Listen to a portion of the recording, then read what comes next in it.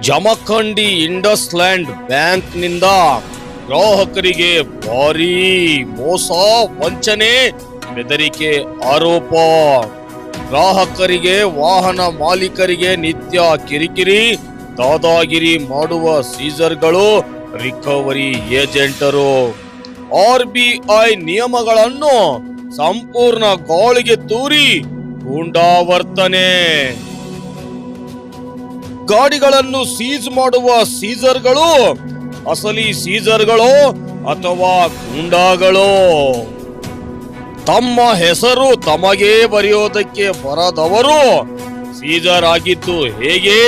ಈ ಬ್ಯಾಂಕ್ನವರು ಇವರನ್ನ ಇಟ್ಟುಕೊಂಡಿದ್ದು ಯಾಕೆ? ಕನಿಷ್ಠ SSLC PUC ಪಾಸ್ ಆದವರು ಮಾಡಬೇಕಾದ ಈ ಕೆಲಸಕ್ಕೆ ಗೂಂಡಾಗಳನ್ನು ಹಚ್ಚಿದರ ಬ್ಯಾಂಕ್ನವರು?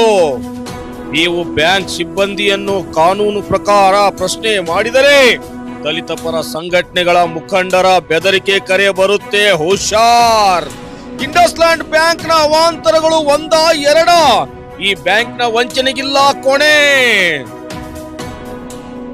ಈ ಬ್ಯಾಂಕ್ಗೆ ಹೋಗಬೇಕಾದರೆ ಜೀವ ಕೈಯಲ್ಲಿ ಹಿಡ್ಕೊಂಡು ವ್ಯವಹಾರ ಮಾಡಬೇಕು, ಇಲ್ಲವಾದರೆ ನಿಮಗೆ ಕಂಟಕ ಗ್ಯಾರಂಟಿ.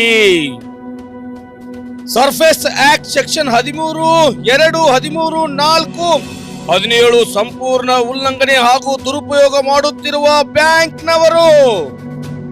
ಜಮಖಂಡಿ ಇಂಡಸ್ಲ್ಯಾಂಡ್ ಬ್ಯಾಂಕಿನ ಅವಾಂತರಗಳ ಕಥೆಯನ್ನ ಬಯಲು ಮಾಡಲಿದೆ ಸಂಘರ್ಷ ನ್ಯೂಸ್ ಕರ್ನಾಟಕ.